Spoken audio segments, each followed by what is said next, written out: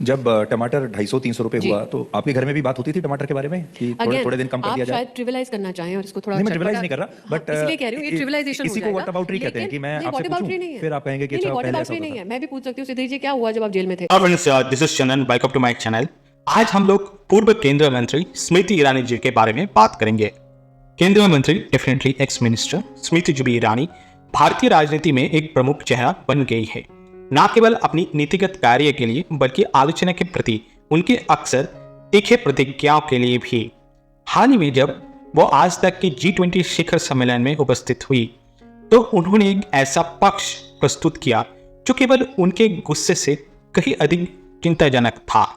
जब उन्हें टमाटर की बढ़ती कीमतों के बारे में एक साधारण सा प्रश्न का सामना करना पड़ा जो करोड़ों भारतीयों को प्रभावित करने वाला एक वैध मुद्दा था, तो उनकी प्रतिक्रिया न केवल उपेक्षापूर्ण थी बल्कि ये भी दर्शाती थी कि वो उन वास्तविकताओं से कितनी दूर है जिन्हें वो सेवा करने का दावा करती है। ये घटना स्मृति ईरानी जी की सार्वजनिक सेवा के प्रति उनकी समझ और इस अवधारणा के प्रति उनकी प्रतिबद्धता के बारे में महत्वपूर्ण प्रश्न उठाती है। आइए हम मूल बातें समझते हैं। सुधीर चौधरी, एक आज तक एंकर, आपको पता होगा, का प्रश्न, क्या ईरानी जी के घर पर टमाटर की ऊंची कीमत पर चर्चा की जाती है? ये ना तो तुच्छ था और ना ही सामान्य, ये एक वास्तविक चिंता का प्रतीक था जिसका सामना भारत के करोड़ों परिवार हर दिन करते हैं।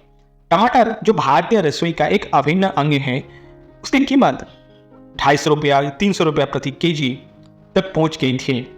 इससे परिवार के बजट पर भारी दबाव पड़ता है।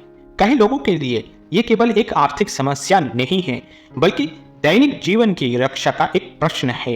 एक ऐसे देश में जहां खाद्य सुरक्षा एक गंभीर चिंता का विषय है, आवश्यक वस्तुओं की कीमतें एक ऐसा मुद्दा जिस पर सत्ताधारियों का ध्यान आकर्षित करना आवश्यक है। स्मृति जुबी ईरानी जी की इस प्रश्न पर प्रतिक्रिया गंभीरता से परे थी। उन्होंने मुद्दे को सीधी तौर पर संबोधित करने के बजाय इसे टालने और हमले की रणनीति अपनाई। सुधीर चौधरी पर आरोप लगाते हुए कि वो इस मामले के गंभीरता को हल्का करने की कोशिश कर रही थी, लेकिन इस प्रक्रिया में स्मृति ईरानी ने 140 करोड़ भारतीय की वास्तविक समस्याओं को हल्का कर दिया, जिन्होंने उन्हें इलेक्शन में जिताया, चुना था, मिनिस्टर बनाया था। उनका स्वर और दृष्टिकोण एक चिंताजनक संदेश प्रकट करता है कि उन्होंने आम नागरिकों की चिंताओं को अपने से नीचे, उनके समय या ध्यान के योग्य नहीं समझी। ये केवल निराशाजनक नहीं है, ये उनके पद पर एक नेता के लिए गहराई से चिंताजनक है। स्मृति ईरानी जी का G20 समिट में आक्रोश भारतीय राजनीति में एक समस्या का प्रतीक है। हमारे नेताओं और उन लोगों के बीच बढ़ता हुआ असंवेदनशीलता जिनकी सेवा करने का उनके ऊपर दायित्व है। जनसेवा कोई विशेष अधिकार नहीं है, यह एक जिम्मेदारी है। जो लोग पद धारण करते हैं उन्हें उन निर्णयों का लेने की शक्ति सौंपी जाती है जो करोड़ों जीवन को प्रभावित करते हैं, और इस शक्ति के साथ लोगों की आवश्यकताओं को सुनने, सहानुभूति रखने और प्रतिक्रिया देने की जिम्मेदारी आती है। लेकिन उस क्षण में स्मृति जी ने उस मौलिक सत्य को भूलने का आभास दिया। उनकी प्रतिक्रिया ने यही प्रतीत होता है कि उन्होंने स्वयं खुद को इन चिंताओं से ऊपर मान लिया, जैसे कि मंत्री के रूप में उनका पद उन्हें जनता के प्रति जवाबदेही से मुक्त करता है। ये अधिकार की भावना केवल एक सार्वजनिक सेवा के लिए अनुयुक्त नहीं है बल्कि खतरनाक भी है। जब नेता अपने आप को उन लोगों से ऊपर समझने लगे जिनकी वे सेवा करते हैं, तो वे उसी मतदाता को दूर करने का जोखिम उठाते हैं जिन्होंने उन्हें सत्ता में लाया था। स्मृति जी की टमाटर की कीमत के सवाल पर उपेक्षापूर्ण रवैया इस बात का एक प्रमुख उदाहरण है। जब उन्होंने स्पष्ट रूप से प्रतिरोध और क्रूरता के साथ प्रतिक्रिया दी तो उन्होंने ये स्पष्ट संकेत दिया कि वो सामान्य नागरिक की कठिनाइयों को प्राथमिकता नहीं देगी। ये एक सार्वजनिक सेवा की भूमिका से एक स्पष्ट विचलन है जिसकी प्राथमिक जिम्मेदारी लोगों की चिंताओं को सुनना और उन्हें हल करना है। इसके अतिरिक्त स्मृति जी का प्रश्न को टालने का प्रयास व्हाट अबाउट ट्री की रणनीति अपनाते हुए, जिसमें उन्होंने सुधीर चौधरी के पिछले अपराध पर ध्यान केंद्रित किया, न केवल मौजूदा मुद्दे को संबोधित करने में असफलता थी, बल्कि ये नेतृत्व की कमी भी दर्शाता है। संकट के समय में जनता अपने नेताओं से समाधान की अपेक्षा करती है, ना कि बहाने। स्मृति जी ने महंगाई से निपटने के लिए सरकार द्वारा उठाए जाने वाले कदमों को स्पष्ट करने या विचारशील उत्तर देने के बजाय ध्यान भटकाने का विकल्प चुना, जिससे बातचीत एंकर के बारे में हो, ना कि मुद्दे पर। यह केवल खराब व्यवहार नहीं है, ये कर्तव्य की अपमान भी है। स्मृति जी की प्रतिक्रिया के साथ समस्याएं केवल उनके उपेक्षापूर्ण दृष्टिकोण या उनके बचाव के तरीकों तक सीमित नहीं है, बल्कि ये सार्वजनिक सेवा की प्रकृति की एक मौलिक गलतफहमी को भी दर्शाती है। सार्वजनिक पद कोई विरासत में मिली अधिकार नहीं है, ना ही ये अनचैलेंज शक्ति का एक स्थान है। ये एक ऐसा भूमिका है जिससे हर दिन मेहनत, समर्पण और जन हित के प्रति प्रतिबद्धता के माध्यम से अर्जित और पुनर्जित करना आवश्यक है। स्मृति जी जैसे नेताओं को ये समझना चाहिए कि वे अपने पदों के लिए हकदार नहीं हैं, वे उन्हें मतदाताओं की इच्छा से धारण करते हैं, और यदि वे अपनी जिम्मेदारी को पूरा करने में विफल रहते हैं तो उन्हें जवाबदेह ठहराया जाएगा। If not by the payers, by the people. Smriti ji की प्रतिक्रिया ये दर्शाती है कि सार्वजनिक कार्यालय में रहने वाले व्यक्तियों और वास्तव में सेवा करने वाले व्यक्तियों के बीच कितना बड़ा अंतर है। एक मंत्री की भूमिका केवल शक्ति का प्रयोग करना नहीं है, बल्कि ये जनता के विश्वास का संरक्षक होना भी है। इसके लिए उन मुद्दों को गहरी समझ होना आवश्यक है जो आम जनता को प्रभावित करती है। सुनने की इच्छा होना चाहिए, और सबसे महत्वपूर्ण साधारण नागरिकों की कठिनाई के प्रति सहानुभूति रखने की क्षमता होनी चाहिए। जब स्मृति जी ने टमाटर की कीमत के जो सवाल को तुच्छ समझा तो उन्होंने उन सभी पहलुओं में असफलता दिखाए। उन्होंने ये अवसर खो दिया। She missed an opportunity to show that she is in touch with the realities faced by the millions of Indians, choosing instead to respond with arrogance and indifference. इस घटना को और भी चिंताजनक बनाता है उसके व्यापक प्रभाव जो भारतीय लोकतंत्र पर पड़ते हैं। एक लोकतांत्रिक प्रणाली में नेताओं को जनता के प्रति जवाबदेही होना चाहिए। वे जनता के सेवक है, ना कि उसके मालिक। जब एक मंत्री जैसे स्मृति जी एक वैध प्रश्न को इस तरह से नकारते हैं, इस तरह की स्पष्ट अवहेलना के साथ प्रतिक्रिया करते हैं, तो ये उस जवाबदेही को खंडन का एक संकेत देता है। It fostered a culture of elitism, so-called quote-unquote VIP culture, where those in power see themselves as above the concerns of the common man. ये न केवल उन व्यक्तियों के लिए हानिकारक है जो ऐसे नेताओं से प्रभावित होते हैं, बल्कि ये लोकतंत्र की नींव के लिए भी अत्यंत हानिकारक है। सार्वजनिक सेवा की जवाबदेही किसी भी प्रकार से बातचीत का विषय नहीं हो सकती।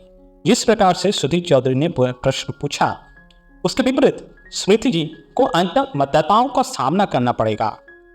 वो लोग के प्रति उत्तरदायी हैं जिस प्रकार कोई पत्रकार या निजी नागरिक नहीं होते।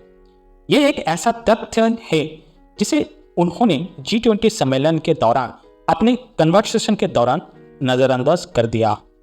भारत के लोगों के पास अपने नेताओं को चुनने की आज़ादी एवं शक्ति है, और यदि वे अपने नेताओं को चुनने की शक्ति है और यदि वे अपनी अपेक्षाओं पर खरे नहीं उतरते हैं तो उन्हें पद से हटाने की भी शक्ति है।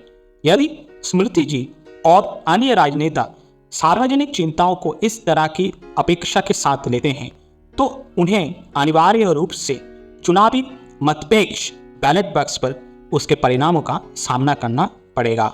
यह घटना लोकतंत्र में राजनीतिक शक्ति की प्रकृति के बारे में एक महत्वपूर्ण बिंदु को उजागर करती है। ये एक अधिकार नहीं बल्कि एक जिम्मेदारी है। स्मृति जी के मंत्री के रूप में स्थिति को वो अपने लिए स्वाभाविक नहीं मान सकती। ये ना तो विरासत में मिली है और ना ही ये पद सुनिश्चित है। उन्हें इसे अपने कार्य, निर्णय और जनता की आवश्यकता के प्रति अपनी संवेदनशीलता के माध्यम से अर्जित करना होगा। यदि वो ऐसे ना कर पाए या ऐसा करने में असफल होती है तो न केवल वो मतदाताओं का विश्वास खो देगी बल्कि सार्वजनिक कार्यालय में अपनी जगह भी खो देगी। स्मृति जी की प्रतिक्रिया भारत में नेतृत्व के भविष्य के बारे में महत्वपूर्ण प्रश्न उठाती है। सार्वजनिक सेवा एक ऐसा कार्य नहीं है जिसे एक पीढ़ी से दूसरी पीढ़ी में पारिवारिक धरोहर की तरह सौंपा जा सके। एक ऐसा पद है जो क्षमता, समर्पण और सार्वजनिक भलाई के प्रति वास्तविक प्रतिबद्धता की मांग करता है। यदि स्मृति जी के नेक्स्ट जनरेशन कभी सार्वजनिक जीवन में प्रवेश करने का निर्णय लेते हैं तो वे स्वचालित रूप से उनकी स्थिति का उत्तराधिकार नहीं प्राप्त करेंगे। उन्हें अन्य सभी महत्वाकांक्षी राजनेताओं की तरह मतदाताओं के सामने अपनी योग्यता साबित करनी होगी। और यदि स्मृति जी स्वयं इस तरह का व्यवहार जारी रखती हैं कि वे जवाबदेही से ऊपर है तो वे राष्ट्र के लिए एक बोझ बन जाएगी, एक ऐसा बोझ जिसे लोग बिना हिचकिचाए किनारे कर देंगे। स्मृति जी के हालिया प्रदर्शन G20 शिखर सम्मेलन में केवल एक व्यक्तिगत प्रतिक्रिया नहीं थी, बल्कि ये एक ऐसा मंच था जिसका उपयोग वैश्विक संबंधों के लिए किया जाना चाहिए था। उसका स्पष्ट दुरुपयोग था। इस अवसर का उपयोग करने के बजाय जिससे वो आप लोगों से जुड़ सकती थी, उन्होंने एक वैध प्रश्न पूछने वाले सुधीर चौधरी का अपमान करके अपने अहंकार को संतुष्ट करने का विकल्प चुना। ये घमंड न केवल अनुचित है, ये स्पष्ट संकेत है कि वो उन लोगों से खुद को ऊपर मानती हैं जिनकी सेवा करने के लिए वो यहाँ हैं। स्मृति जी का उद्देश्य आदेश देना या नियंत्रण करना नहीं है। उनका उद्देश्य सामान्य नागरिक की चिंताओं को सुनना और उन पर प्रतिक्रिया देना है। G20 एक अंतर्राष्ट्रीय कार्यक्रम है जिसकी चर्चा भारत की सीमाओं से बहुत आगे तक फैली हुई है। स्मृति जी कि इस प्रकार का असंवेदनशील व्यवहार विश्व को गलत संदेश भेजता है। उनकी घमंड भारत की छवि को प्रभावित करता है, जो स्वयं को विश्व की सबसे बड़ी लोकतंत्र के रूप में गर्व महसूस करते हैं। इसके बजाय उनका दृष्टिकोण एक तमाशा के समान प्रतीत होता है, जैसे कि वे किसी ऐसे राष्ट्र की राष्ट्रपति है जहां असहमति को सहन नहीं किया जाता, जो कि उन लोकतांत्रिक सिद्धांतों से बहुत दूर है। इस अहंकार के बिना स्पष्ट हैं। स्मृति जी ने 2024 में आम चुनाव हारकर भाजपा को लोकसभा में एक महत्वपूर्ण सीट खो दी। वास्तव में वो केवल एक पॉलिटिशियन और सांसद के रूप में नहीं, बल्कि एक मंत्री के रूप में भी एक बोझ बन गई। उनका व्यवहार न केवल हिपोक्रेटिकल है, बल्कि ये पार्टी और उन लोकतांत्रिक सिद्धांतों के लिए भी हानिकारक है जिनके लिए भारत खड़े हैं। अंत में स्मृति जी का G20 समिट में किया गया प्रवचन केवल उनके लिए ही नहीं, बल्कि सभी राजनेता के लिए एक चेतावनी के रूप में कार्य करना चाहिए। भारत के नागरिक को ऐसे नेताओं की आवश्यकता है जो न केवल सक्षम है, बल्कि सहानुभूतिपूर्ण और जवाबदेही जैसे महत्वपूर्ण से सुज्जित है। जनसेवा कोई विशेष अधिकार नहीं है, यह एक ऐसा कर्तव्य है जिसे हर दिन अर्जित और पुनर्जित किया जाना चाहिए। यदि हमारे नेता इस बात को समझने में असफल रहते हैं तो वे अप्रासंगिक हो जाएंगे और लोग उन्हें सत्ता से हटाने में संकोच नहीं करेंगे। स्मृति जी की टमाटर की कीमत पर प्रतिक्रिया देना इस बात का स्पष्ट उदाहरण है कि जब एक नेता जन सेवा के सिद्धांतों से भटक जाता है तो क्या होता है। यदि वे और उनके समान अन्य लोग अपने दृष्टिकोण में बदलाव नहीं लाते तो वे इतिहास के गलत पक्ष पर पाए जाएंगे। उन्हें उनकी सेवा के लिए नहीं, बल्कि उनकी घमंड और उन लोगों की सेवा में विफलता के लिए याद किया जाएगा जिन्होंने उन्हें चुना था, जिनका उन्हें समर्थन करना चाहिए। With this note, let's wrap up this video for today. Thank you guys for watching this video till the end.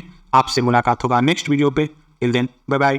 प्रियलाल Sharma से उनको इतनी बड़ी हार मिली है और मोदी सरकार के जो 19 मंत्री हारे हैं उनमें सबसे बुरी तरह हारने वाली मंत्री हैं श्रीमती स्मृति ईरानी जी।